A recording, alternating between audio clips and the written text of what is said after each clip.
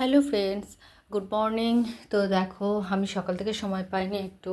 তো তোমাদের আমার পুজো অর্চনা দেখানোর সময় ছিল না, আর একটু কাজে ছিলাম রান্না বান্নার জন্য। তো এই যে আমার আজকের পূজা, দেখো আজকে বুধবার।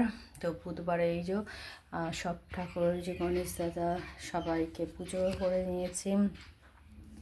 আর এই যে মা সরস্বতী মা সব ঠাকুরকে দেখো পুজো করে নিয়েছি। আর এই পাশে দেখবে একটা জিনিস, দেখো তোমাদের দেখাচ্ছি, গায়ে দিলেই পালিয়ে যাবে। এই যে আমাদের এখানে ছাত্রের পাখিগুলো যায় প্রসাদ দিয়ে আসবে, তো কাড়াকাড়ি মারামারি করবে শুধু এই দাদা ছাত্রের পাখিগুলো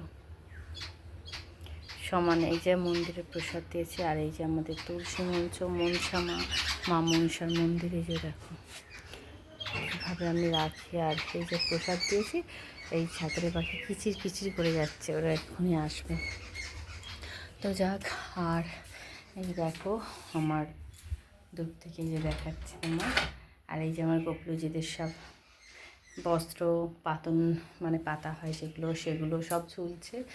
আর এই যে দেখো আমার ছোট্ট সোনাদের আজকে একটা মালা করে দিয়েছি, অনেক টগর ফুল পেয়েছি।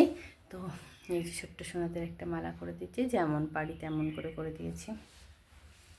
তো এই যে আমার ছোট্ট সোনারা কী সুন্দর সাজুগুজু করে বসে আছে বলো তো। তো এই যে দেখো,